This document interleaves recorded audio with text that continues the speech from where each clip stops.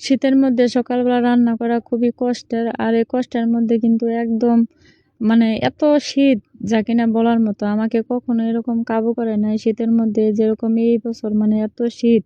আমি কোনো কাজই করতে পারতেছি না শীতের জন্য। যাই হোক সকালবেলা আমি যা পারছি তাই রান্না করছি। ভাবলাম তোমাদের সাথে শেয়ার করি। মাটির চুলায় রান্না করতে কি যে একটা কষ্ট। তো আমার চুলাটা কয়েকদিন যাবৎ ভেঙে গেছে। তো আমি লেপতে মানে চুলা লাগাতে পারতেছি না ঠান্ডার মধ্যে। আর আমার চুলাটা ঘন ঘন ভেঙে যায়। মাটি ভালো না, তো এই জন্য আর আমি ভাবছি যে এবার সিমেন্টের চুলা কিনে আনবো, যেহেতু আমার মাটির চুলা রান্নাই হয়। যাই হোক বাইরে আমি চুলা একটা পাচ্ছি নতুন, তো ওটার ভিতর রান্না করা হয় না আর কি। আমি একটা চুলা বানানোর চেষ্টা করব, খুব সুন্দর একটা চুলা বানাবো। তো ভাবতেছি, তো এখানে আমি আমার জাল ধরানি কিন্তু খুবই কষ্ট হয় লাকড়ির। আর আমি অনেকগুলো টাকা লাকড়ি কিনছি এনেছি, কারণ যেহেতু আমি পিঠার বিজনেস করি এই জন্য আর কি। যাই হোক এখানে আমি আগে প্রথমে পানি বসাইছি, ঠান্ডা পানি।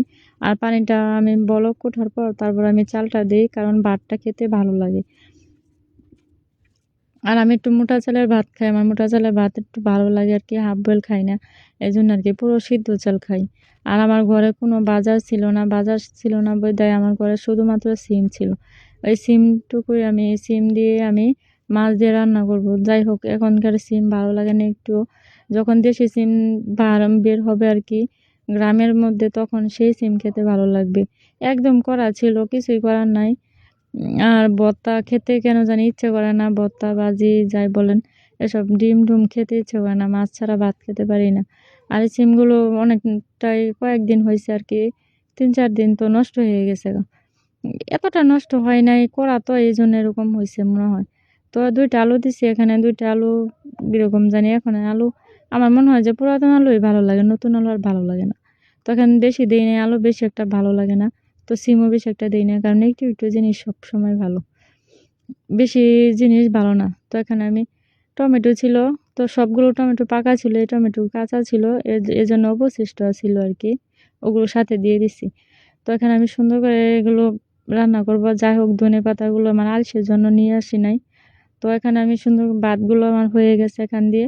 তো ভাতটা সুন্দর করে ফ্যান গালানোর পর আমি তরকারিটা বসায় দিতেছি। তো আমি ফাঁকে কিন্তু মাছগুলো ভেজে নিচ্ছি, ভেজে নেওয়ার পর তরকারিটা আমি ডান্ডাটা সেরে নিতেছি। আর ভিডিও করা খুবই কষ্ট, কষ্ট বলেন ভালোই লাগে, কিন্তু শীতের মধ্যে এইসব ঝামেলা টামেলা আর ভালো লাগে না আর কি।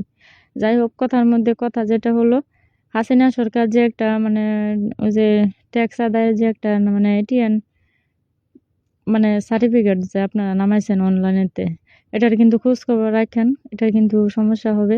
খোঁজ খবর না রাখলে আমি কিন্তু কালকে মানে আমাদের উপজেলা থেকে কিন্তু ঘুরে আসছি এটার জন্য।